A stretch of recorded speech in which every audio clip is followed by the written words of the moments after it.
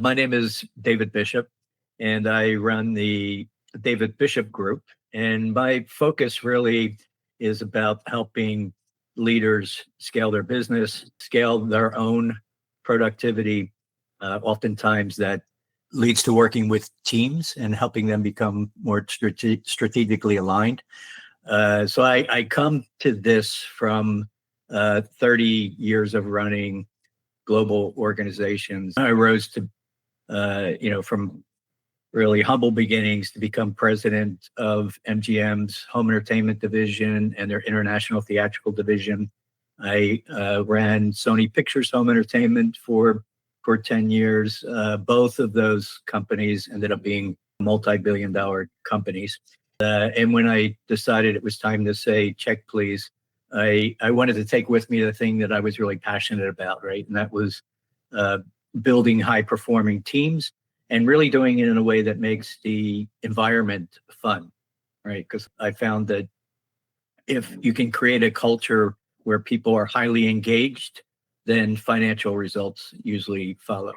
So I take that philosophy with me, that sort of central purpose, and I work with CEOs and executives and teams all over the world. Incredible. And you've got a story to share with us. Where does this story take place? So I guess there are two kind of pivotal moments that come to mind, right? One was very early. I was in my late teens, and like I was at an all-time low. My father had passed away. I think he was like the age of 47 or 48, a teenager in high school. My mother was a paranoid schizophrenic.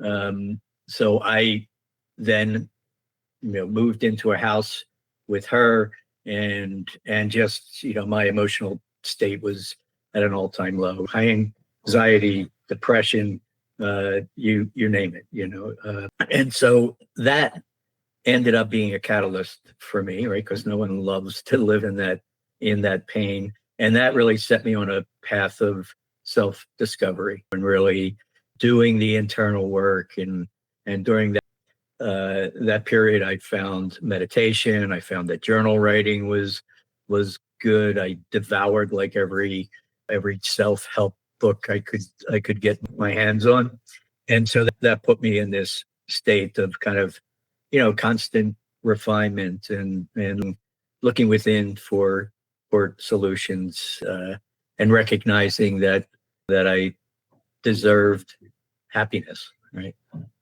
So that was a pivotal and grounding experience that I had early on. I would say later there was an experience that defined my leadership style, and I started out, not wanting to be on the movie side of things, but wanted to be in the music industry, or the record industry as it was called then, and started in the back room of a record store, checking in records, eventually became manager of the store. And I ran a store in Center City, Philadelphia. And the regional manager came in one day, and I was in the back office, and there was a big window that I could look over the whole store. And every employee approached the regional manager on a one basis, right? And she came back to the office and said, every one of those people out there hates you. That's what I did. And I realized that it was because I was treating them like they were an extension of my to-do list, right? Go do this, run that errand, go see that customer, and not really kind of incorporating them into the mission and the goals of the organization. So I took that painful learning, and I think I tried to create an environment where I allowed people to come in, innovate.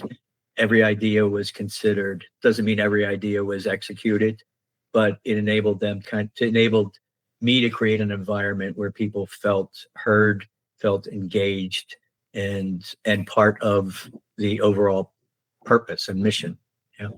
So what Give me some of the fundamental, like actionable changes that you made in your communication style with these people. Because it's one thing to be like, I'm going to be more inclusive of your ideas, Yep.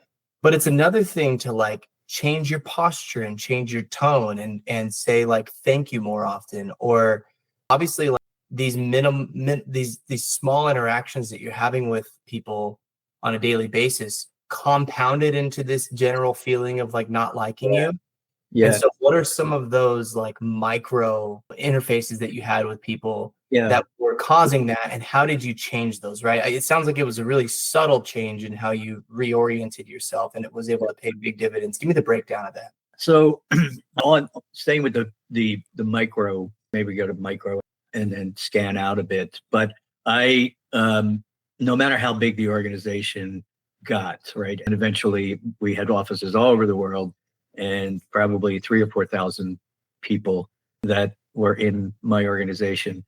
I tried to spend more time outside the office than inside my office, right? So I walked around a lot, and I would walk every floor, and in that I would connect with people, and it could be simple like hey, I know you went to USC and you like the football team, how they do this week, or just trying to get to the human or humane side of people, and I think that helped them feel valued. It helped me connect with them more, learn about what's going on in the organization, what struggles are they having, because of course that comes up along the way, right? And then if you start to scan out a little bit more, I believe that a value system within an organization should be created from the ground up, right? So I think people should all have a voice in what values we operate under as an organization. And it gets considered, it gets voted on, it gets talked about. You start to work on mechanisms where they can govern themselves around these values. And then as you go up, the I think the mission, the purpose of an organization, that comes from top management, right?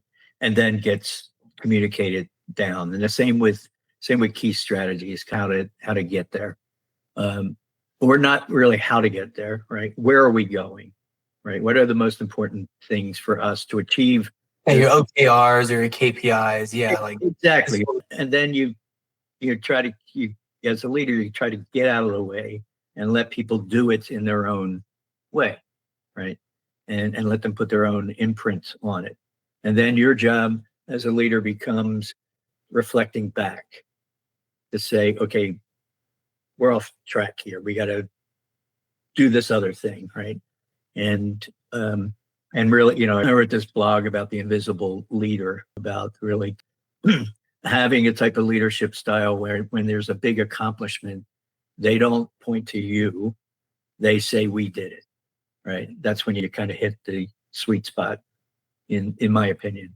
Not to say there aren't other ways, and there have been, successful leaders who are a bit more front facing and more ego driven. yeah, like the Steve Jobs types or the Bezos types. He's Yeah. always the one that comes to mind. Sure. Yeah, the thing that has worked the most for me in our organizations is you, right, and this comes with like some fundamental leadership training, but your admonitions or like your training or your corrective actions happen in private always. Yeah. But and the hype always happens in a group, right? So every Yeah. opportunity that you have, Yeah. you point the person, you're like, come up here, like Yeah. let me put a medal on you, or let Yeah. me, Yeah. in front of everybody. And Yeah. it has made the difference for us to say Yeah. like, here's this person, they've done this incredible job.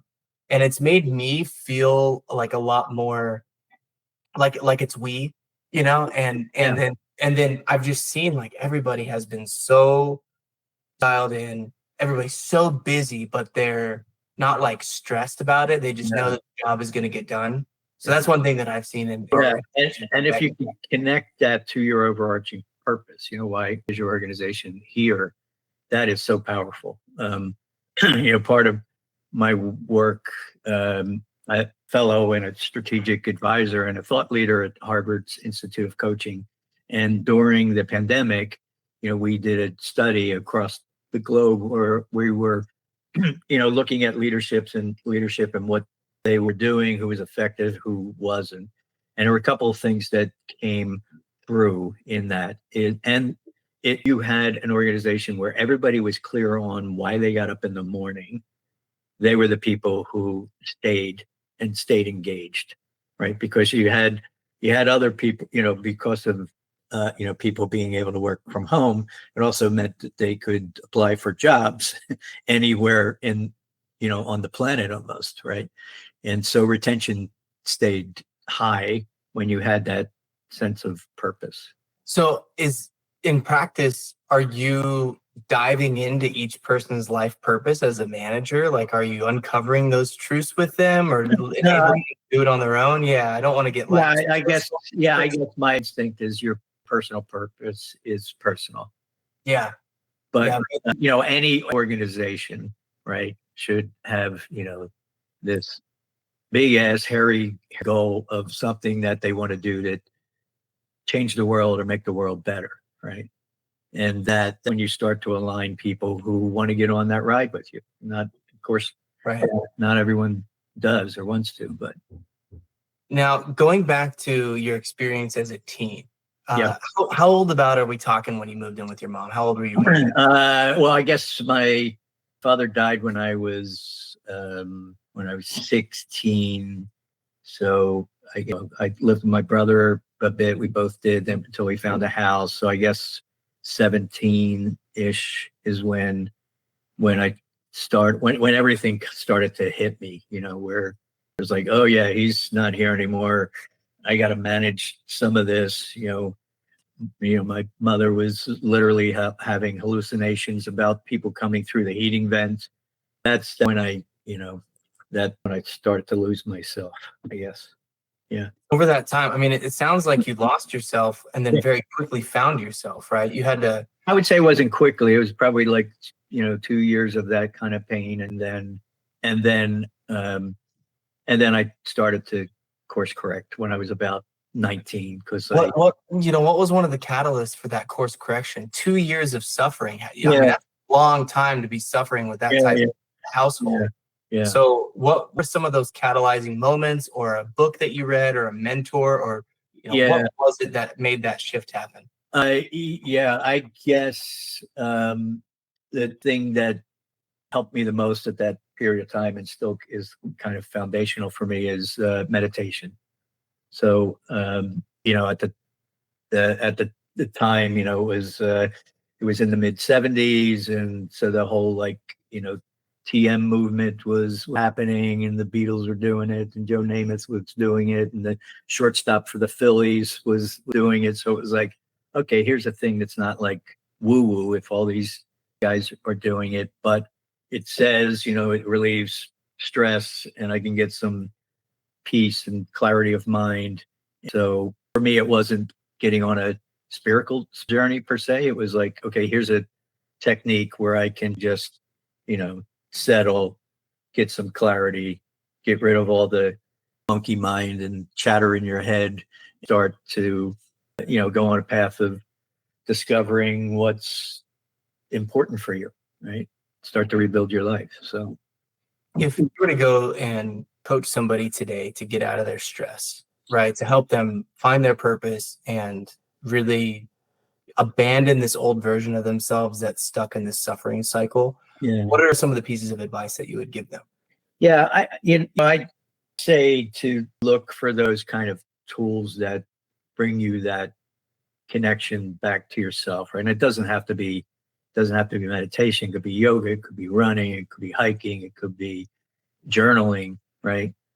But find that collection of tools that starts to bring you a sense of centeredness and peace, right? Because that's where that's where I think then you can start to course correct and really kind of set some meaningful goals for you to move towards. Is there a mantra that you have in your life Well, I'd say there there are a couple that kind of cycle in and out.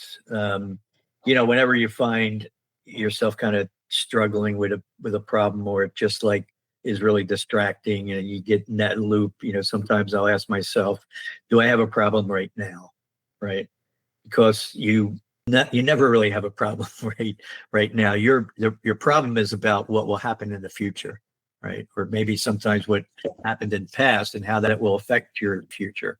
So sometimes that brings me some groundedness and brings me back to the present moment.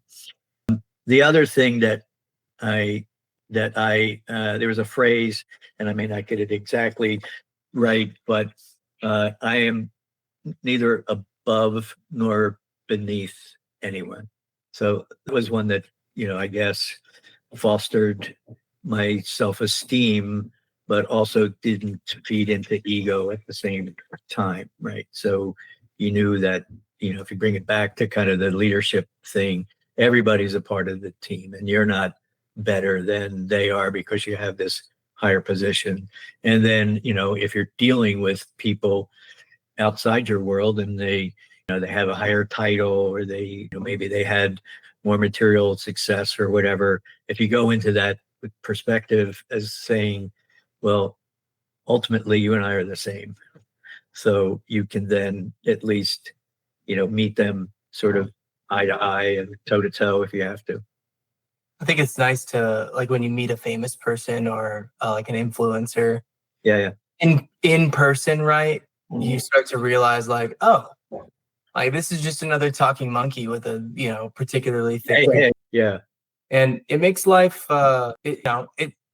you say never meet your heroes, right? For that reason, because it almost like takes them off that pedestal for you. Yeah.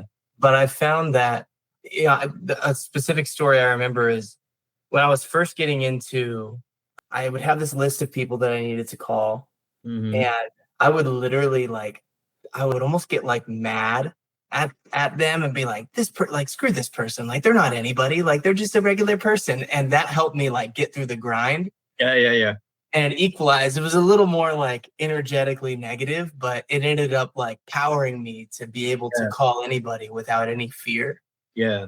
And then when I'm on the call with them, it's just like taking it slow and being curious, right, about them and their situation. And then you start to realize, like, oh, they're having a lot of the same problems that I keep hearing about. Like, they're just the same as everybody else. Yeah, exactly. David, where can everyone find you? Yeah, so you can go to my website, which is the David Bishop Group.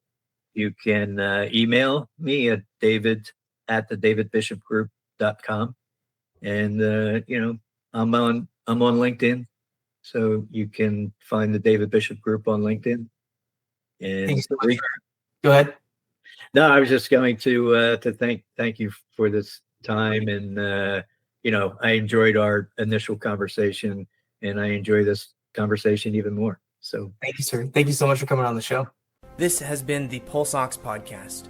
Please, if you found this episode valuable, give us a like on Spotify and share it with a friend.